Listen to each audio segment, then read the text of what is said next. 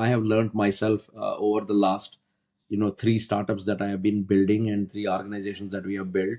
The first and most important thing that, you learn as a founder, as an entrepreneur, is you should be in a position to roll up your sleeves and literally do any job, to make things happen. This may be a little crude example, but I still would like to quote in my first startup. We had an office space in Gachibowli in Hyderabad in India, and then my headquarters was obviously out of Dallas, Texas. So we had a large multinational client who was, a Fortune 20 client who was coming to India to look at our office before they outsourced the contract to us.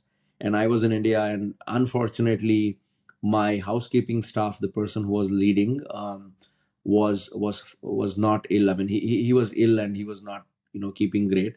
So he didn't come to office 3 days in a row, and I noticed there were a lot of water bottles in the conference room and all of that, and I knew these clients were coming. I just rolled up my sleeves, did not say anything to anybody. I just went, cleaned the whole place, made it look, great and shiny.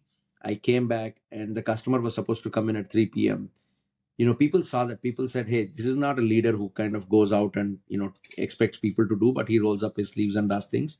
And before the client came, the board was up, there was a welcome signage, and people started doing everything else that would make client feel warm, welcomed, and comfortable, right? And it was none of their job. I mean, the guys who were in office were that, chief technology architect, I had a data scientist and all of that. But they did it because they all felt it was their company. And I think a leader who leads by heart will always succeed in any entrepreneurial journey. The second thing that I really feel is, obviously there is so much of conversation about 70-hour versus 90-hour work culture, right? I think the beauty of startups today and the beauty of entrepreneurship is it is all about, outcome based, and it is all about the best that I can do. If I'm a marketeer, can I write the best copy that exists on the planet? If I'm a social media guy, can I create the most attractive social media post that will get me 10,000 impressions organic?